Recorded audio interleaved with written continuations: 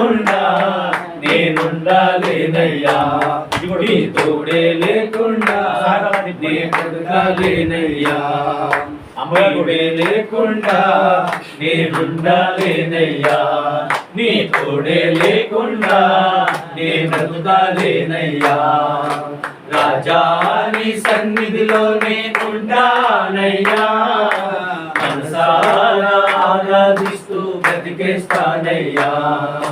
రాజా నీ సన్నిధిలో నేనుండానయ్యా, మనసారా ఆరాధిస్తూ బ్రతికేస్తానయ్యా.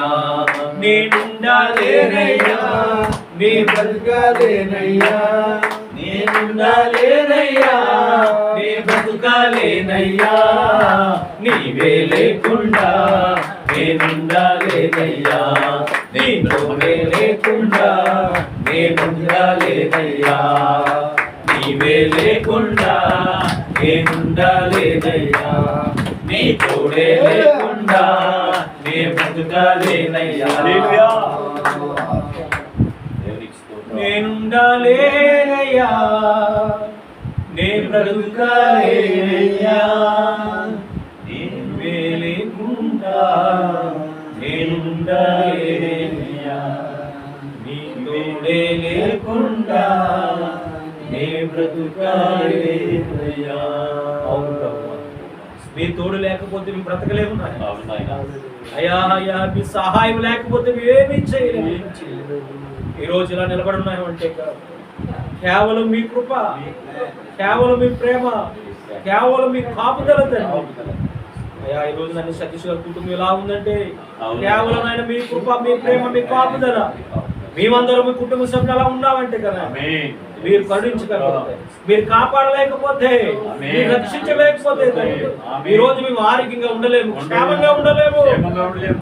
అయ్యా మీ దారి మార్గాలు మమ్మల్ని జ్ఞాపకం చేసుకోకపోతే కదా ఈ రోజు నీ కూడికి జరగకపోతున్నాయి. తండ్రి ఇంత వర్షంలో కూడా ఆయన ప్రభు ఎంతో అద్భుతంగా ఈ కార్యక్రమం జరుగుతుందంటే అయ్యా తండ్రి ఇది మీ కృప, తండ్రి మీకు అసాధ్యం అంటే ఏది లేదని మరొకసారి మీరు నిరూపించుకున్నందుకు వందనాలు, మీకు స్తోత్రాలు చెల్లిస్తున్నాము. ఇంతవరకు మీ కృపలో మీ దయలో అయ్యా తండ్రి చక్కగా జరిపించినందుకు వందనాలు, స్తోత్రాలు చెల్లిస్తున్నాం. జరగబోతున్న ప్రతి కార్యక్రమం కూడా మీరే తోడుగా నీడగా ఉండమని జరిపించమని ఈ కార్యక్రమం ఆనందంతో మీకు మహిమకరంగా జరిపించుకోమని యేసయ్య నామములో ఈ ప్రార్థనను అడిగి వేడుకుంటున్నాము తండ్రి. ఆమేన్ ఆమేన్. కూర్చుందాం. ఎంతగానో ఆరాధనకు సహకరించిన దైవ సేవకుడికి అమ్మగారు కూడా ప్రత్యేకమైనటువంటి అందరికీ వందనాలు తెలుసుకున్నాం. ఈ సమయంలో విజ్ఞాపన ప్రార్థనకు ముందు 10 నిమిషాలు మనం దేవుని వాక్యాన్ని మనం వింటాం కనుక ఈ ఉదయకాల సమయం ముందు క్లారిటీ అవుతుందా?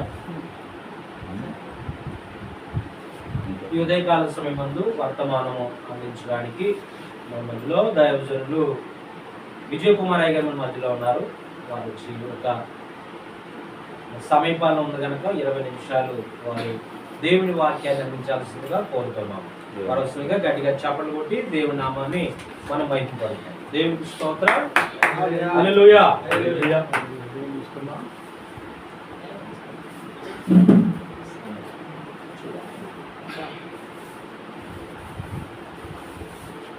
దేవుని నామానికి మహిమ కలుగును గాక. హల్లెలూయా. దేవునికి స్తోత్రం. హల్లెలూయా. హల్లెలూయా. హల్లెలూయా. హల్లెలూయా. అందరూ చెప్పాలి హల్లెలూయా. హల్లెలూయా. దేవునికి మహిమ కలుగును గాక. దేవునికి స్తోత్రం. ప్రియ దేవుని దైవ సేవకులైన సెవెన్ స్టార్స్కి అలాగే కుటుంబ సభ్యులైన సతీష్ అయ్య గారి కుటుంబానికి కూడి వచ్చిన మీ అందరూ కూడా మొదటిగా ప్రభువైన యేసుక్రీస్తు నామములో నా హృదయపూర్వకమైన వందనాలు తెలియపరుస్తున్నాను. నన్ను ప్రేమతో ఆహ్వానించిన దైవజనులు సతీష్ గారిని బట్టి దేవుని కనపరుస్తున్నాను. మొదటిగా దేవునికి నా హృదయపూర్వకమైన వందనాలు.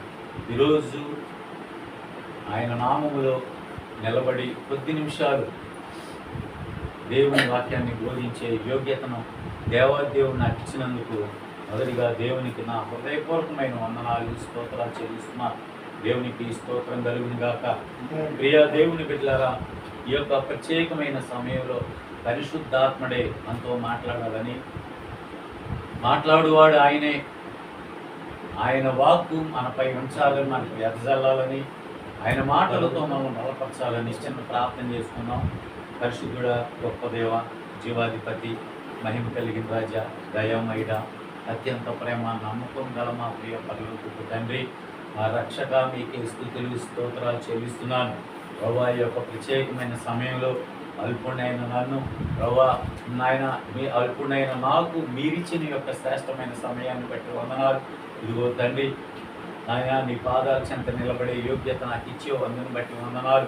ఇదిగో నిలబడిన నన్ను కొద్ది నిమిషాలు మీ పరిశుద్ధ ఆత్మతో అభిషేకించి, మీ ఆత్మ సహాయంతో నన్ను నింపి, నాయన మీ పరిశుద్ధ ఆత్మ నా మీద ఉంచి నన్ను దాచి నా నోటిని మీ బోరగా వాడుకొని ఆయన మీరు మమ్మల్ని మా అందరితో మాట్లాడి మమ్మల్ని బలపరచమని, మీ అమూల్యమైన మాటలతో మీ వాక్కుతో మమ్మల్ని బలపరిచి నాయన మీ నామానికి మహిమకరంగా ఈ కూడికి నాయన నన్ను వాడుకోమని, మహిమ ఘనత ప్రభావం మీరు పొందుకోమని యేసు క్రీస్తు శక్తి గల నామంలో ఈ ప్రార్థన సమర్పించుకుంటున్నాను.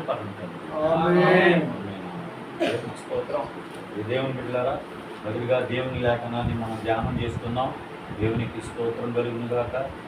యెహోషువ గ్రంథము 3వ అధ్యాయము, యెహోషువ గ్రంథము 3వ అధ్యాయము 7వ వచనం ఒకసారి చదువుకున్నాం. అప్పుడు యెహోవా యెహోషువతో ఇట్లనెను, నేను మోషేకు తోడయుండినట్లు నీకును తోడయుందునని ఇశ్రాయేలీయులందరూ ఎరుగునట్లు నేడు వారి కన్నుల ఎదుట నిన్ను గొప్ప చేయ మొదలు పెట్టెదను. దేవునికి మహిమ కలుగును గాక. హల్లెలూయా, హల్లెలూయా, స్తోత్రం, స్తోత్రం. దేవుని బిడ్డలారా, దేవాది దేవుడు ఈరోజు సతీష్ అయ్య గారి కుటుంబాన్ని ప్రేమించి ఒక గొప్ప వాగ్దానాన్ని ఈ గృహానికి తీసుకొచ్చినట్లు మీకు జ్ఞాపకం చేస్తున్నాను. దేవుడు ఈ కుటుంబానికి ఇస్తున్న అద్భుతమైన వాగ్దానము, ఆశీర్వాదము ఏంటంటే దేవునికి మహిమ కలుగును గాక. దేవుని బిడ్డలారా, ఆనాడు మోషేను దేవుడు ఏర్పాటు చేసుకుని ఐగుప్తు చెరలో ఉన్న ఇశ్రాయేలీయులందరినీ కూడా మోషే ద్వారా,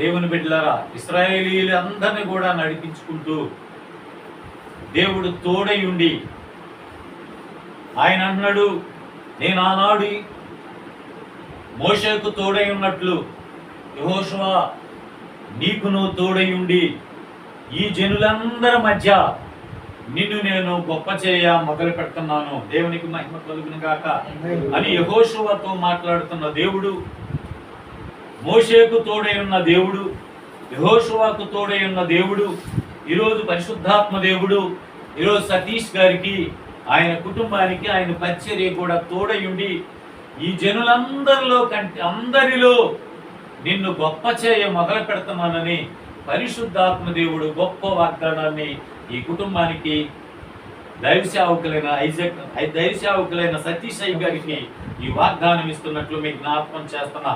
దేవునికి మహిమ కలుగును గాక. దేవుని బిడ్డలారా, కీర్తన గ్రంథము 75వ కీర్తన 6వ వచనం ఒకసారి చదువుకున్నాం. 75వ కీర్తన, దేవుడు తూర్పు నుండి అయినను పడమటి నుండి అయినను అరణ్యము నుండి అయినను హెచ్చు కలుగదు. దేవుడే తీర్పు తీర్చువాడు. ఆయన ఒకనిని హెచ్చించును, ఒకనిని తగ్గించును, ఒకనిని హెచ్చించును. దేవునికి మహిమ కలుగును గాక. దేవునికి స్తోత్రం. ఇప్పుడు హెచ్చు ఎక్కడి నుంచి వస్తుందండి? ఆశీర్వాదం ఎక్కడి నుంచి వచ్చిందండి? నిన్ను గొప్ప చేయ మొదలు పెట్టేవాడు ఎవరండి?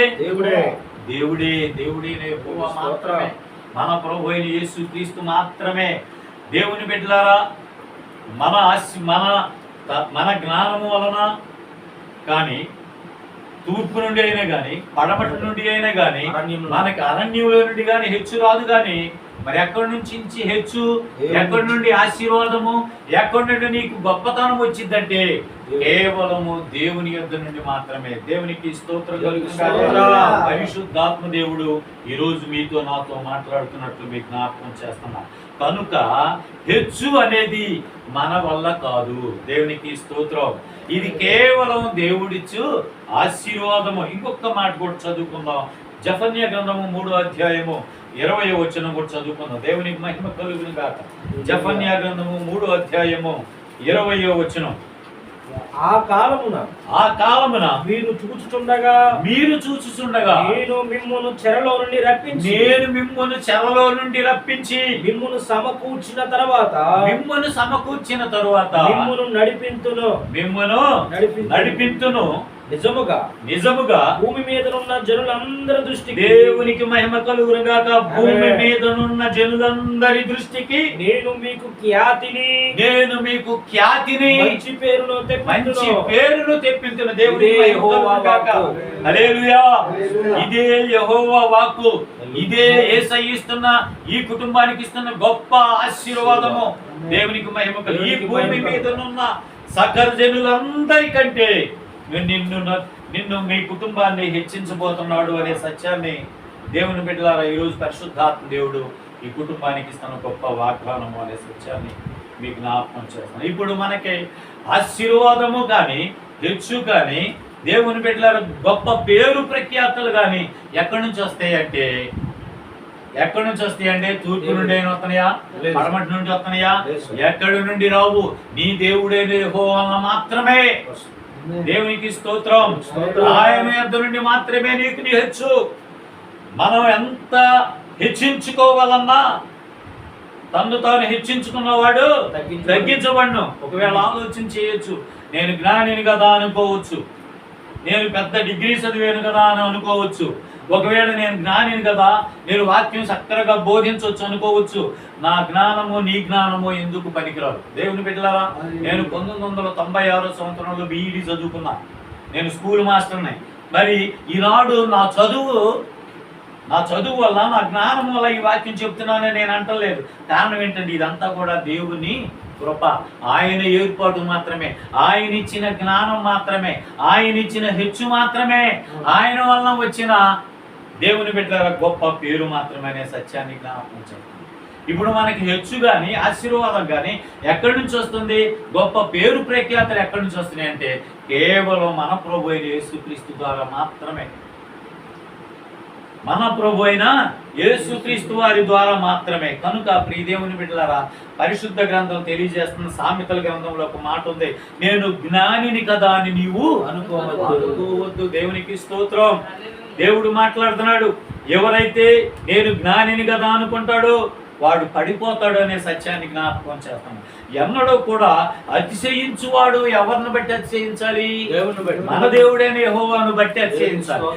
ఈ హెచ్చు ఎక్కడి నుంచి వచ్చిందంటే, ఈ ఆశీర్వాదం ఎక్కడి నుంచి వచ్చిందంటే కేవలం ఆయన కృప ద్వారా మాత్రమే ఈ ఆశీర్వాదం వచ్చిందని నిత్యము దేవుణ్ణి స్తుతించేవాళ్ళుగా ఉండాలి, ఆయనకు మహిమ తెచ్చేవాళ్ళుగా ఉండాలి. దేవుని బిడ్డలారా, ఒక భక్తుడు అంటాడు, యెహోవా మాకు కాదు, యెహోవా మీకే మహిమ కలుగును గాక. చాలా మంది ఈనాడు తనను తాను హెచ్చించుకుంటూ దేవుని చివరికి పాతాళములో నెట్టివేయబడ్డట్లు జ్ఞాపకం చేస్తున్నా. దేవుని బిడ్డ, ఆకాశము కంటే ఎత్తైన దేవాది దేవుని కంటే ఉన్నతమైన స్థలంలో ఉండాలని లూసిఫర్ ఆలోచన చేసి చివరికి ఎక్కడ పడిపోయిందండి? పాతాళములో నెట్టివేయబడింది. దేవునికి మహిమ కలుగును. కనుక దేవుని బిడ్డలారా, అతిశయించువాడు దేవుణ్ణి బట్టి మాత్రమే అతిశయించు. ఇది నా ప్రభు ఇచ్చిన జ్ఞానము, ఇది నా దేవుడే నన్ను ఎంతగా హెచ్చించాడు, నా ప్రభువుకు కృతజ్ఞతాస్తుతులు చెల్లిస్తున్నానని మనం దేవుణ్ణి మహింపరిచే బిడ్డలుగా మనం ఉండాలి. ఎదిగిన కొద్దీ ఒదిగేలాగా ఉండాలి. దేవునికి అప్పుడే దేవుడు నిన్ను అన్నింటా ఆశీర్వదిస్తాడు. దేవునికి స్తోత్రం. హల్లెలూయా, హల్లెలూయా. దేవుని బిడ్డలారా, దేవుడు నిన్ను గొప్ప చేయ మొదలు పెట్టాలి అంటే 3 లక్షణాలు నేను కలిగి ఉండాలి. ఈరోజు ఈ ఉదయకాల సమయంలో పరిశుద్ధాత్మ దేవుడు 3 లక్షణాలతో నిన్ను నింపుతున్నాడు. దేవునికి స్తోత్రం. ఈ లక్షణాలు నీవు కనుక కలిగి ఆయనలో ఎదిగినట్లయితే తప్పనిసరిగా నిన్ను ఈ లోకంలో ఉన్న జనులందరికంటే నిన్ను హెచ్చిస్తాడు, నీకు గొప్ప పేరు ఖ్యాతినిస్తాడు అనే సత్యాన్ని మీకు జ్ఞాపకం చేస్తున్నా. మొట్టమొదట నీలో నాలో ఉండాల్సింది ఏంటంటే, దేవుని బిడ్డ ఆయన పరిచర్యలో ఎదగాలన్నా, ఆయనకు మహిమకరంగా ఈ లోకములో గొప్ప వ్యక్తిగా పేరు ప్రఖ్యాతులు యేసు నామములో నువ్వు పొందుకోవాలి అన్న మొట్టమొదట నీలో మొదట ఉండాల్సింది ఏంటంటే పశ్చాత్తాపం అనేది ఉండాలంటే. దేవునికి స్తోత్రం. ఏముండాలి? పశ్చాత్తాపం ఉండాలి. దేవునికి స్తోత్రం. ప్రియ దేవుని బిడ్డలారా, దినవృత్తాంతం 2వ గ్రంథము 33వ అధ్యాయము దేవుని బిడ్డలారా 12వ వచనంలో ఒక వ్యక్తి కనపడుతున్నాడు మనకి. 33 2వ దినవృత్తాంతం గ్రంథము 33వ అధ్యాయము 12వ వచనం. అతడు శ్రమలో ఉన్నప్పుడు తన దేవుడైన యెహోవాను బ్రతిమలాడుకొని తన పితరుల దేవుని సన్నిధిని తన్ను తాను బహుగా తగ్గించుకొని ఆయనకు మొరలెడగా ఆయన అతని విన్నపములను ఆలకించి యెరూషలేమునకు అతని రాజ్యములోనికి అతని తిరిగి తీసుకొని వచ్చినప్పుడు యెహోవా తోడై ఉన్నాడని మనష్షే తెలుసుకుని దేవునికి మహిమ కలుగుగా. హల్లెలూయా, హల్లెలూయా, హల్లెలూయా. ఈ మనష్షే ఎవరండి? హిజ్కియా కుమారుడు. హిజ్కియా ఎవరండి? దేవుని చేత ఏర్పాటు చేయబడిన ఇశ్రాయేలీల దేశానికి రాజుగా ఉన్నాడు హిజ్కియా. హిజ్కియా చనిపోయిన తర్వాత దేవుని బిడ్డలారా తన కుమారుడైన మనష్షే 12 సంవత్సరాల వయస్సులో ఉన్నప్పుడు దేవాది దేవుడు మనష్షేను జ్ఞాపకం చేసుకుని 12 సంవత్సరాల వయసులో రాజుగా అభిషేకించాడు. దేవునికి స్తోత్రం కలుగును గాక. ఏ వయసులో రాజుగా ఉన్నాడండి మనష్షే? 12 సంవత్సరాలు. నిజంగా చెప్పాలంటే 12 సంవత్సరాల వయసులో మనకి ఏమన్నా జ్ఞానం ఉంటుందండి? 12 సంవత్సరాల వయసులో రాజుగా ఉండి దేశాన్ని పరిపాలించే అంటే ఎన్ని సంవత్సరాలు పరిపాలించే అంటే 55 సంవత్సరాలు పరిపాలించేటండి. బాబా, ఇశ్రాయేలు దేశాన్ని 55 సంవత్సరాలు పరిపాలించాడంటండి మనష్షే. దేవుడు ఎంత యోగ్యత ఇచ్చాడు. దేవుడు ఎంత యోగ్యత ఇచ్చినప్పటికీ, దేవుడు జ్ఞానం ఇచ్చినప్పటికీ మనష్షేలో దేవుని బిడ్డలారా దేవుని యందు భక్తిని కోల్పోయాడు. బాల్య దశలో దేవుని యందు భక్తిగానే ఉన్నాడు. తన తండ్రి దేవుని యందు భయభక్తులు కలిగిన వాడే, ఆయన మార్గంలో నడిచిన వాడే, దేవుని మందిరములో దేవునికి ధూపదీప నైవేద్యాలు వేసిన వాడే. ఆ హిజ్కియా తండ్రి తలుపులు మూసినప్పుడు హిజ్కియా తలుపులు తెరిచి మరలా ధూపాన్ని వేయటం ప్రారంభించాడు, స్తుతులు ఆరంభించాడు.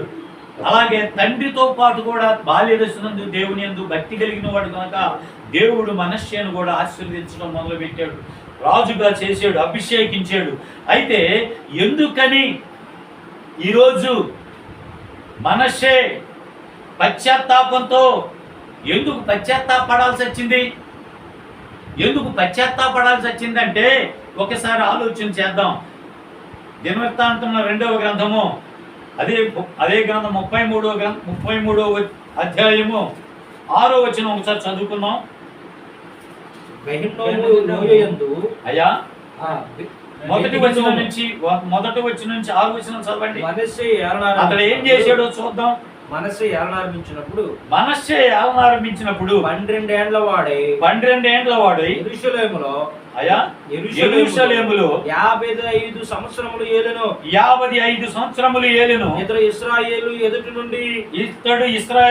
ఎదుటి నుండి యెహోవా వెళ్ళగొట్టిన అన్ని జనులు చేసిన అన్యజనులను వెళ్ళగొట్టిన వారందరి అన్యజనులు చేసిన హేయ క్రియలు అనుసరించాడు. దేవునికి మహిమ కలుగును గాక. ఈరోజు దేవుని బిడ్డలారా ఈ శిక్ష రావడానికి కారణము మనష్షే రాజుని దేవుడు శిక్షించాడు. మనష్షే రాజుని దేవుడు ఆ శత్రువుల రాజుకి చేతికి అప్పగించాడు. కారణం ఏంటి అంటే మనష్షే చేసిన తప్పిదములు, మనష్షే చేసిన పాపం ఏంటంటే అన్యజనులు ఆచారాలను అనుసరించే అంటండి. దేవునికి స్తోత్రం. ప్రియ సహోదరి సహోదరుడా, దేవుని పరిచర్యకి వచ్చాము, దేవునిలో ఎదుగుతున్నాం, దేవునిలో ఫలిస్తున్నాం, దేవుడు నన్ను వాడుకుంటున్నాడని చెప్పుకుంటాం. మనము ఏనాడు కూడా అన్యజనులతో సహవాసం చేయకూడదు. ఏనాడైనా అన్యజనుల ఆచారాల్లో కానీ అన్యులతో సహవాసం కానీ నువ్వు చేసినట్లయితే తప్పనిసరిగా నువ్వు పడిపోతావు. మనల్ని మనం జాగ్రత్తగా కాపాడుకోవాలి. ఈ మనస్సే చేసిన తప్పదే. అన్యజనులతో సహవాసం చేసి అన్యజనుల ఆచారాలను అనుసరించి దేవుని మార్గాన్ని విడిచిపెట్టి చివరికి ఎంతటి భయంకరమైన పరిస్థితుల్లోకి వచ్చాడు అంటే, దేవుని బిడ్డలారా చూడండి, 6వ వచనం చదవండి. బెన్ హిన్నోము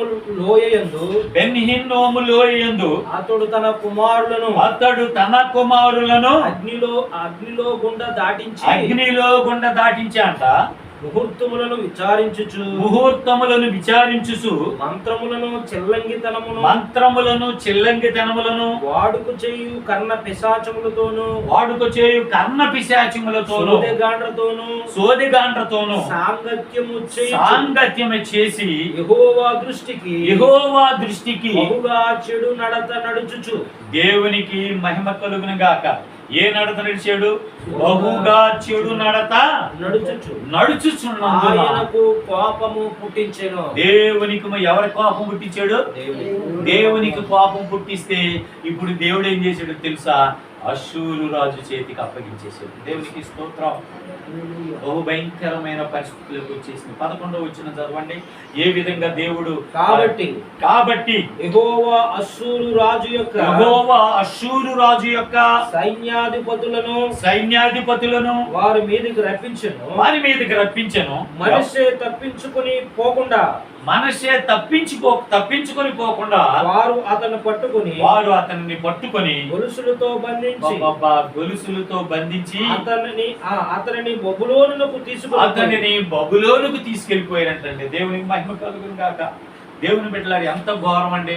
ఒక దేవుని యందు భయభక్తులు కలిగిన కుటుంబంలో రాజరికంలో నుంచి హిజ్కియా కడుపును పుట్టిన ఈ యొక్క మనష్షే దేవుని యందు దేవుడు ఎంతగానో 12 సంవత్సరాల వయసులోనే అభిషేకించి రాజుగా చేసి 55 సంవత్సరాల వరకు కూడా దేవుని బిడ్డ దేవాది దేవుడు తోడయుండి ఆయన అక్కడున్న రాజులందరికంటే హెచ్చించి గొప్ప పేరు మనష్షేకి ఇచ్చినప్పుడు, దేవుని బిడ్డలారా చివరికి మనష్షే ఏ విధంగా దిగజారిపోయాడో, ఏ విధంగా పాపంలో పడాడో, ఏ విధంగా అన్యులతో సహవాసం చేసి అన్యాచారాలు అనుసరించి తన కడుపున పుట్టిన బిడ్డలను కూడా అగ్నిగుండాల నుంచి దాటించాయంటండి.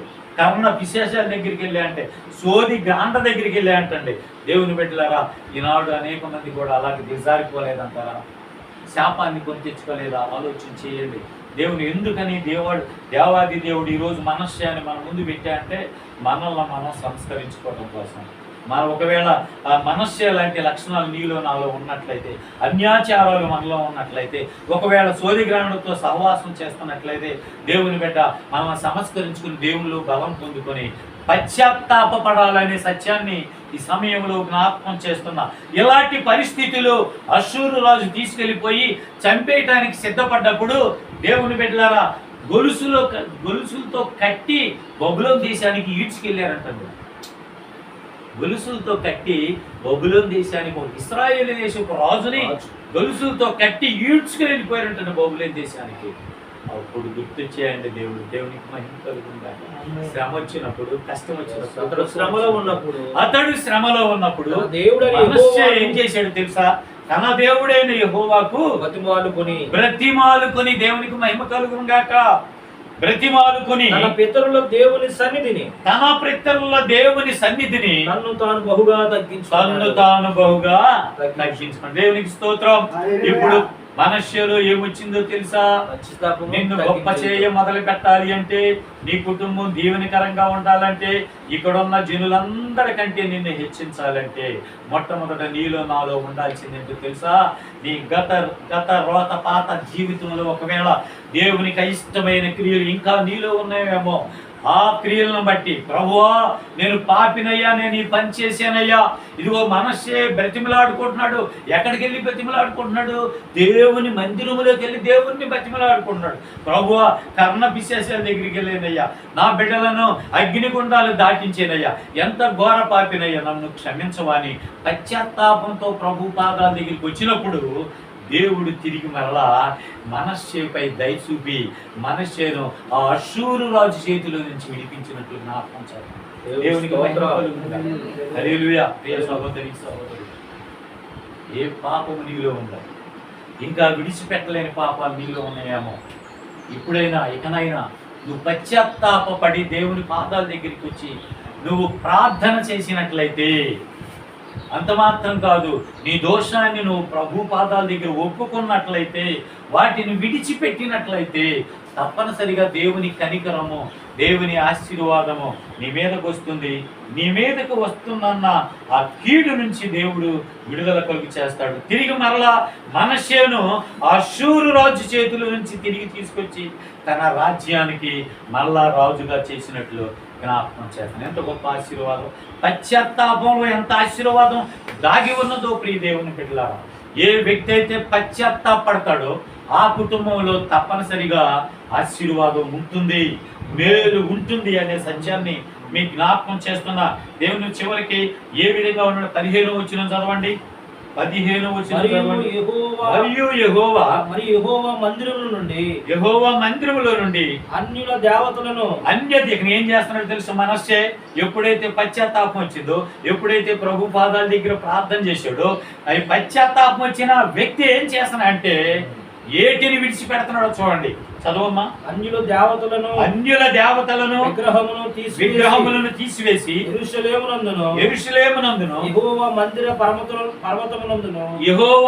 పర్వతములందును తాను కట్టించిన బలిపీఠములన్నీ, దేవునికి మహిమకలు, తాను కట్టించిన విగ్రహములు కట్టించిన బలిపీఠములన్నిటినీ తీసి పట్టణము బయటికి వాటిని లాగి. ఎంత గొప్ప ధన్యత! దేవునికి స్తోత్రం.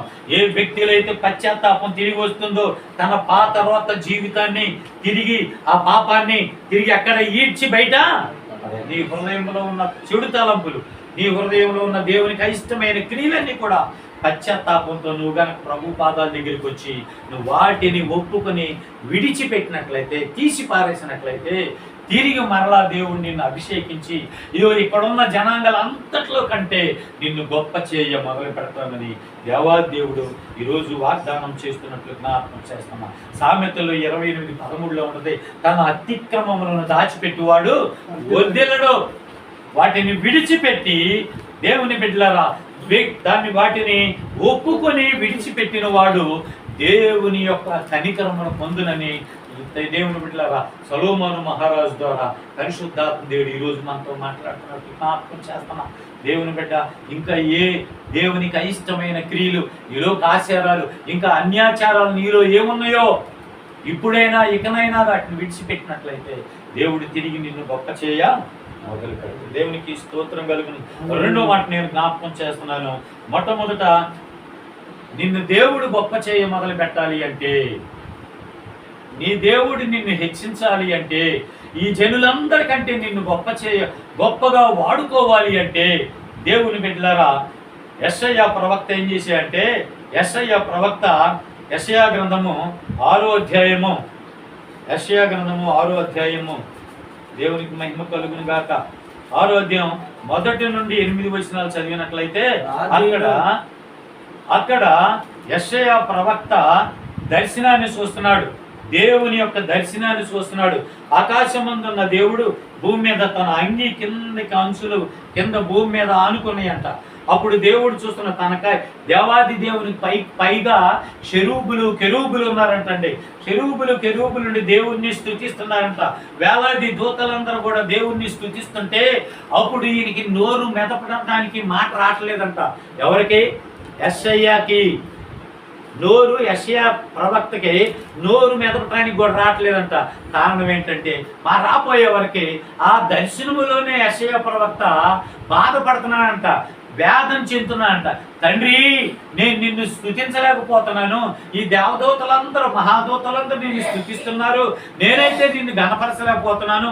అయ్యో, నేను అపవిత్రమైన పెదవులు కలిగిన వాడిని కదా, నన్ను క్షమించువా అని యెషయా ప్రవక్త ఎప్పుడైతే పశ్చాత్తాపడ్డాడో దేవుడు వెంటనే ఆ కెరూబుల్లో ఉన్న ఒక మహాదూత వచ్చి అగ్నిని తీసుకొచ్చి యెషయా పెదాలకు తగిలించిన వెంటనే దేవుని బిడ్డలారా ఆ దూత అంటుందంట, యెషయా, ఇదిగో నీలో ఉన్న పాపము విమోచన అయిపోయింది, పాప విమోచన జరిగింది, నీ దోషం కొట్టివేయబడింది, ఇక మీదట నీలో ఏ పాపము లేదు, ఇక మీదట నీవు పరిశుద్ధుడివి అని చెప్పిన వెంటనే ఇదిగో దేవాది దేవుడు యెషయా ప్రవక్తను ఆనాటి నుండి ఎప్పుడైతే పాపం అన్ని తొలగిపోయిందో, పశ్చాత్తాపడ్డాడో, పవిత్రుడయ్యాడు, పరిశుద్ధుడిగా మార్చబడ్డాడు, దేవుడు గొప్ప దైవజనుడిగా, గొప్ప ప్రవక్తగా యెషయాను వాడుకున్నట్లు జ్ఞాపకం చేస్తున్నాం. ప్రియా సహోదరి సహోదరుడు, ఈ యొక్క ఉదయకాల సమయంలో పరిశుద్ధాత్మ దేవుడు మాట్లాడుతున్నాడు.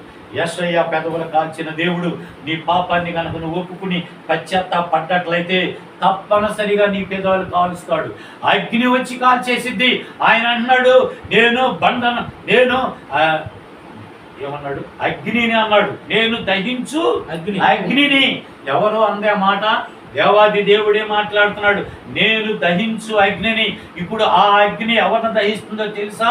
నిన్ను నన్ను దహించదు, కానీ నీలో నాలో ఉన్న పాపాన్ని మాత్రమే ఆ అగ్ని వచ్చి దహించేసింది.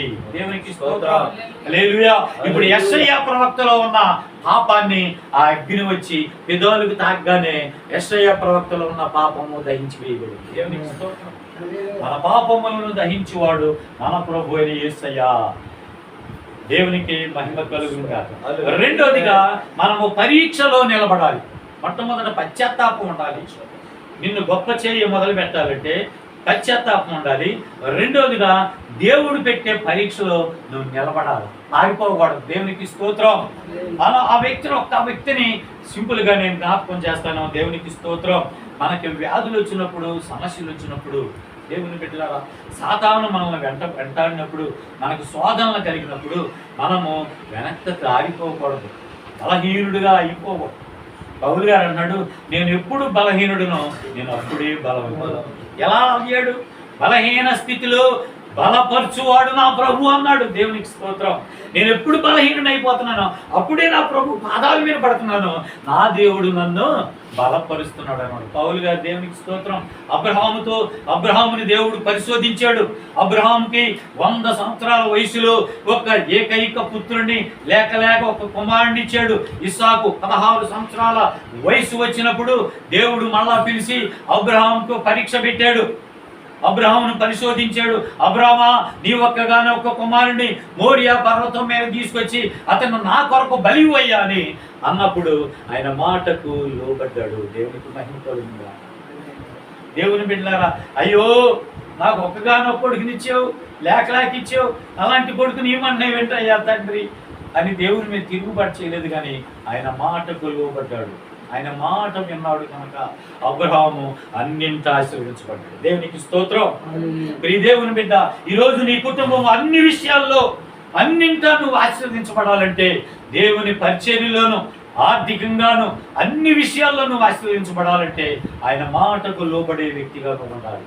అబ్రహాము అన్నింటా ఆశీర్వదించబడ్డాడు అంటే అబ్రహాము అంత ధనవంతుడు భూమి ఏం లేడంట. అంతగా దేవుడు హెచ్చించాడు. దేవునికి స్తోత్రం. అంతగా గొప్ప పేరు ప్రఖ్యాతలు దేవుడు అబ్రహాముకి ఇచ్చినట్లు జ్ఞాపకం చేస్తాను. అంత మాత్రం కాదు, ఈ ప్రపంచంలో ఉన్న ప్రతి మానవునికి విశ్వాసులకు తండ్రిగా అయ్యాడు. దేవునికి స్తోత్రం. ఇప్పుడు విశ్వాసులకు తండ్రి ఎవరండి? అబ్రహాము. దేవునికి స్తోత్రం.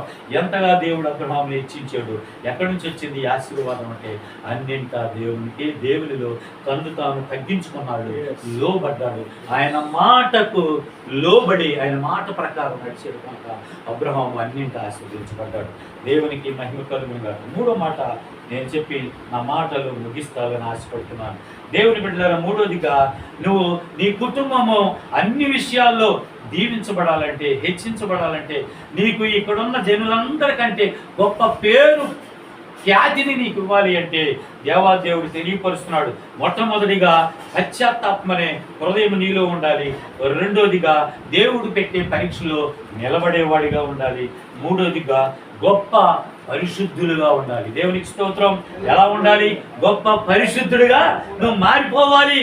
దేవునికి మహిమ కలుగును గాక. ఆదికాండం 39వ అధ్యాయము 8 నుంచి 12 వరకు ఒకసారి చదవండి. అక్కడ యోసేపును చూస్తున్నాం. దేవునికి స్తోత్రం. యోసేపు దేవుని బిడ్డలారా గొప్ప పరిశుద్ధుడుగా పరిశుద్ధ లేఖనం తెలియపరుస్తుంది. తన బాల్య దశ నుంచి కూడా ఈనాడు ఈ లోకాన్ని కానీ ఈ లోకాశల్లో కానీ జారిపోలేదు. దేవుని యందు భయభక్తులు కలిగి దేవునిలో ఎదిగి ఫలించడి బొమ్మగా గొప్ప బిరుదును దేవుని దగ్గర పొందుకున్నట్లు జ్ఞాపకం చేస్తున్నా. చదవండి 39:8 నుంచి 12. అయితే అతడు ఒప్పక, అయితే 11వ వచనం ఒకసారి చదవండి. 11వ వచనం. అట్లుండగా ఒకనాడు అతడు తన పని మీద ఇంటి లోపలికి వెళ్ళినప్పుడు ఇంటి మనుషుల్లో ఎవరునూ అక్కడ లేరు. అప్పుడు ఆమె అతని వస్త్రము పట్టుకుని తనతో సైనించమని చెప్పగా అతడు తన వస్త్రమును ఆమె చేతుల్లో విడిచిపెట్టి తప్పించుకుని బయటికి దేవునికి స్తోత్రం కలుగును గాక. దేవుని బిడ్డలారా, ఐగుప్తు రాజు దేవుని బిడ్డలారా, ఆ ఫరో దేవుని బిడ్డలారా యోసేపును తన పనివాడుగా పెట్టుకున్నాడు. అతను ఎప్పుడైతే ఆ ఇంట్లో అడుగు పెట్టాడో ఆ ఐగుప్తు ఫరో రాజు అన్నింటా ఆశీర్వదించబడ్డాడు. దేవునికి స్తోత్రం. ఒక నీతిమంతుడు, ఒక పరిశుద్ధుడు, ఒక పవిత్రుడు ఏ గృహంలో అయితే పాదం పెడతాడో ఆ గృహం దీవెనికరంగా మారిపోయింది. దేవునికి స్తోత్రం. ఇప్పుడు యోసేపు ఆ ఇంట్లోకి వచ్చాడు. వచ్చిన దగ్గర నుంచి ఆ ఇల్లంతా కూడా, ఆ కుటుంబం అంతా కూడా సమృద్ధితో, రాజు సమృద్ధితో నింపడ్డాడు. దేవునికి మహిమ కలుగును గాక. అలాంటి సమయంలో ఫరో భార్య ఒకరోజు ఈ యవనస్తుడైన ఈ యోసేపును చూసి మోహించి నాతో శయనించమన్నప్పుడు దేవుని బిడ్డలారా యోసేపులో ఉన్న భక్తి చూసారా? దేవుని వైపు అమ్మా ఇదిగో నన్ను మీ రాజు ఎన్ని సామ్రాజ్యం అంతా అప్పగించాడే కానీ, అన్నిటి మీద నాకు అధికారం ఇచ్చాడు కానీ, నీ ఇల్లంతటి మీద అధికారం ఇచ్చాడు కానీ నీ మీద మాత్రం నాకు అధికారం లేదమ్మా. ఇలాంటి భయంకరమైన దుష్కార్యము నేను ఎలాగూ చేయను. ఆ మాట కూడా చదవండి ఒకసారి. ఇలాంటి భయంకరమైన మనుషులను పిలిపించి 14 చదవమంటారు. చదువు. తన ఇంటి మనుషులను పిలిచి చూడండి, అతడు మనలను ఎగతాళి చేయుటకు ఒక హెబ్రీయుని మన ఎద్దుకు తెచ్చి ఉన్నాడు. కాదండి, చూడండి ఒకసారి. 12వ వచనంలో లేదా? యోసేపు తన పవిత్రత్వం ఇలాంటి దుష్కార్యము చేయటానికి నేను ఎలా చేయగలను?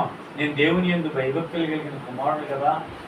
రాజు కాబట్టి దేవునికి స్తోత్రం. కాబట్టి నేను ఎందుకు ఇలాంటి దుష్కార్యము, ఎంత ఘోరమైన దుష్కార్యము చేసి, నేను ఎట్లు ఎంత ఘోరమైన దుష్కార్యము చేసి దేవునికి విరోధముగా పాపము కట్టుకుందునని తన యజమానుని భార్యతో ఎంత గొప్ప దేవుని బిడ్డలారా, ఎంత గొప్ప భక్తి, ఎంతగా తన యొక్క భక్తిని కాపాడుకున్నాడు, ఎంతగా తన పవిత్రతను కాపాడుకున్నాడు, ఎంతగా తన పరిశుద్ధతను కాపాడుకున్నాడు. యవనస్తులయ్యుండి కూడా ఎంతగా తన పరిశుద్ధతను కాపాడుకున్నాడు. దేవుని బిడ్డ యోసేపును మనం జ్ఞాపకం చేసుకున్నట్లయితే యోసేపు జీవితంలో ఎన్నడూ కూడా ఈ లోకంలో కానీ ఈ లోకాశలో పడిపోలేదండి. ఎందుకే యోసేపు చివరికి యోసేపుని దేవుడు ఎంతగా హెచ్చించాడో ఒకసారి మీకు జ్ఞాపకం చేసిన మాటలు ముగిస్తాను. ఆదికాండం 41వ అధ్యాయము 42 నుంచి 46 వరకు ఒకసారి చదవండి. ఆదికాండము 41వ అధ్యాయము 42 నుంచి 46 వరకు మనం చూసినట్లయితే దేవుడు తన పరిశుద్ధతను కాపాడుకున్న, పవిత్రతను కాపాడుకున్న యోసేపుని దేవుడు ఎంతగా ఆశీర్వదించి హెచ్చించాడు. చదవండి. మరియు ఫరో తన చేతినున్న ఉంగరమును తీసి యేసేపు చేతిని పెట్టి యోసేపు చేతిని పెట్టి సన్నపు నార బట్టలు అతనికి సన్నపు నార తొడిగించి, బట్టలు అతనికి తొడిగించి అతని మెడకు అతని మెడకు బంగారు గొలుసు వేసి బంగారు గొలుసు వేసి తన రెండవ రథం మీద తన రెండవ రథం మీద అతనిని ఎక్కించి అప్పుడు వందనము చేయుడని అతని ముందర జనులు కేకలు వేసిరి. అతని ముందర జనులందరూ కూడా కేకలు వేసి యోసేపుని ఎంతగా హెచ్చిస్తున్నాడు దేవుడు. రాజు సైతం వచ్చేసి అంటున్నాడు, ఓ జైల్లో పడేసే వాళ్ళ భార్య మాట విని చివరికి యథార్థత తెలుసుకున్నాడు రాజు. యోసేపు పవిత్రుడు పరిశుద్ధుడని గ్రహించాడు. దేవాది దేవుడే నడిపించి ఇప్పుడు దేవుడు ఆ ఐగుప్తు దేశంలో గొప్ప ప్రధానమంత్రిగా, దేవునికి స్తోత్రం. ఆ రాజు అన్నాడు, కిందకు మీరు చదివినట్లయితే ఆ రాజు అన్నాడు, ఇదిగో ఈ దేశానికి రాజునైతే నేను, కానీ ఇదిగో నువ్వు చెయ్యి ఎత్తినప్పుడు నీ మాట సెలవు లేకుండా నీ చెయ్యి ఎత్తితేనే ఏదైనా జరిగింది. నీ మాట సెలవు లేకుండా ఇక్కడ ఎవరు కాలు ఎత్తడానికి లేదు, కాలు దించడానికి లేదు. అన్ని అధికారం యేసేపుకి ఇచ్చినట్లు మీకు జ్ఞాపకం చేస్తున్నా. ఎంతగా హెచ్చించాడు యేసేపును, దేవునికి మహిమ కలుగును కాదు. అంత మాత్రం కాదు, యేసేపుని ఎంతగా హెచ్చించా అంటే తన అన్నలకు తన తండ్రి అయిన ఎవరండి ఆయన తండ్రి యాకోబు కూడా చావు బతుకులో ఉన్నప్పుడు ఆహారాన్ని పొందాడు. దేవునికి స్తోత్రం. ఆహారాన్ని పోషించాడు. తన కుటుంబాన్ని చివరకు పోషించడానికి ఒక గొప్ప ప్రధానమంత్రిగా దేవుడు హెచ్చించినట్లు మీకు జ్ఞాపకం చేస్తున్నాను. అంత మాత్రం కాదు, యోసేపును ఆనంద తైలంతో దేవుడు నింపాడు. దేవునికి స్తోత్రం. యోసేపు ఏ విధంగా నింపడ్డాడు? తన జీవితం అంతా కూడా, తన బాల్య దశ నుంచి కూడా శ్రమలే ఎన్ని శ్రమలు వచ్చినప్పటికీ తన యొక్క పవిత్రతను కాపాడుకున్నాడు, పరిశుద్ధతను కాపాడుకున్నాడు. ఈ లోకాన్ని కానీ ఈ లోకాశల్లో కానీ పడకుండా దేవుని యందు భయభక్తులు కలిగి ఉన్న యోసేపును దేవుడు ఎంతగా హెచ్చించి అంటే చివరికి ఆనంద తైలముతో నింపబడ్డాడు యోసేపు. దేవుడు కనుక దేవుని బిడ్డలారా, మనము మన పవిత్రతను కాపాడుకోవాలి. దేవుని పరిచర్య చేస్తున్న మనలో ఏ దోషం ఉండడానికి వీల్లేదు. దేవుని బిడ్డ, నువ్వు హెచ్చించబడాలి అంటే నువ్వు నీ పవిత్రతను కాపాడుకోవాలి, నీ పరిశుద్ధతని కాపాడుకోవాలి. సాతాను అనేక రకాలుగా మనల్ని మంచి మన వెనకాలే ఉండి ఎప్పుడు దొరుకుతాడో వీడు ఎదుగుతున్నాడు, వీడు ఫలించకూడదు, యోసేపులాగా ఫలించకూడదు, వీడు పడగొట్టాలని చూస్తున్నప్పుడు అలాంటి అపవాదికి చోటు ఇయ్యకుడి అని పౌలు గారు తెలియపరుస్తున్నాడు పత్రికలో. దేవునికి స్తోత్రం. అపవాదికి ఏనాడు మనం చోటు ఇవ్వడు. కారణం ఏంటంటే మనం దైవ సేవకులు కనుక, మనం దేవుని బిడ్డలం కనుక అపవాదికి యోసేపు ఏనాడు అపవాదికి చోటు లేదండి. అందుకే ఫలించేడు బొమ్మగా నువ్వు తన పవిత్రతను కాపాడుకున్నాడు కనుక అప్పుడే దేవుడు నిన్ను గొప్ప చేస్తాడు. ఇదిగో ఆయన అన్నాడు, మరొకసారి చివరి వాక్యం చదువుకుందాం. దేవుని బిడ్డలారే, యెహోషువ గ్రంథం 3వ అధ్యాయం 7వ వచనం మరొకసారి చదివి మన మాటలు ముగించాలని ప్రభునామములో కోరుతున్నాను. నేను నీ దేవుడైన యెహోవా నీకు నాకు ఇస్తున్న గొప్ప వాగ్దానం ఏంటంటే, ముఖ్యంగా సతీష్ గారి కుటుంబానికి, సతీష్ గారికి దేవుడు గొప్ప వాగ్దానాన్ని ఇస్తున్నాడు, గొప్ప ఆశీర్వాదాన్ని ఈరోజు ఇస్తున్నాడు. ఏమిటి ఆశీర్వాదం అంటే, దేవుని బిడ్డలారా, ఆయన ఇచ్చే వాగ్దానం. ఆయన వాగ్దానం చేసి మాట ఇచ్చి తప్పే దేవుడు కాదండి. ఆయన నమ్మదగిన దేవుడు అండి. ఆయన యందు విశ్వాసం కలిగి, భక్తి కలిగి, ఆయన మార్గంలో నడిచి, ఇదిగో పశ్చాత్తాపంతో నీ పాత జీవితాన్ని నీ పాదాల దగ్గర ఒప్పుకొని ఆయన ఇచ్చే స్వాదనలో, ఆయన పెట్టే ఒకవేళ పరీక్షలో కనుక నువ్వు నిలబడినట్లయితే తప్పనిసరిగా నీ పవిత్రతను, నువ్వు పరిశుద్ధుడుగా నీ పవిత్రతను కాపాడుకుంటే నిన్ను అంటున్నాడు ఆయన. చదవండి 7వ వచనం. అప్పుడు యెహోవా యెహోషువతో ఇట్లా నేను మోషేకు తోడై ఉన్నట్లు తోడైందునని ఇశ్రాయేలీయులందరూ ఎరుగునట్లు నేడు వారి కన్నుల ఎదుట గొప్ప చేయ మొదలు పెట్టేదన. దేవునికి మహిమ కలుగును గాక. దేవాదేవుడు ఈరోజు ప్రియ సహోదరుడు బాల్య దశ, యవన దశలోనే దేవుడు పట్టుకున్నాడు. యవన కాలం మందు మంచి చదువు చదివేరు, ఇంజనీరు అయినప్పటికీ నేను ఇంజనీర్నే అని ఎప్పుడు గర్వించలేదు. ఇప్పుడు ఆయనలో గర్వం నేను ఎప్పుడు చూడలేదు. సతీష్ గారిని బట్టి దేవుని మహింపరుస్తున్నారు. ఆయన ఎంతో తగ్గింపు జీవితం కలిగిన దైవజనుడు. అందుకే దేవుడు ఆయన అంచెలంచెలుగా హెచ్చిస్తున్నాడు. తను తాను తగ్గించుకున్నవాడు హెచ్చించుకోండి అన్నాడు. నేను జ్ఞానిని కదా అని ఎప్పుడు కూడా ఆయన ఎప్పుడు తన జ్ఞానాన్ని బట్టి ఎప్పుడు అతిశయించలేదండి దేవుని బిడ్డల. అందుకే ప్రియ సేవకులు అంటే మాకు ఎంతో ఇష్టం. మా టీంలో ఒక వన్ ఆఫ్ ద పిల్లర్ నిజంగా చెప్పాలంటే సతీష్ గారు అంటే మేము ఎంతో, మా టీం అంతా మేము గౌరవిస్తామండి. అలాంటి సతీష్ గారు అంచెలంచెలుగా ఎదిగి ఇదిగో ఇక్కడున్న జనులందరికంటే గొప్ప పేరు ప్రఖ్యాతలు దేవాదేవుని దగ్గర నుంచి గొప్ప పేరును ఖ్యాతిని ఇప్పుడు మీరు దైవసేవకులని సతీష్ గారు పొందుకోవాలని హృదయపూర్వకంగా నేను ఆశీర్వదిస్తూ ఈ మాటలు ముగిస్తున్నాను. దేవుడే మిమ్మల్ని హెచ్చించును గాక. ఆమేన్. దేవుడి పరిశుద్ధ వాక్యం దీవించి ఆశీర్వదించండి. అవకాశం ఇచ్చిన దైవజనులందరూ కూడా ప్రభునామంలో నా హృదయపూర్వకమైన వందనాలు తెలియజేస్తున్నాను. దేవునికి స్తోత్రం.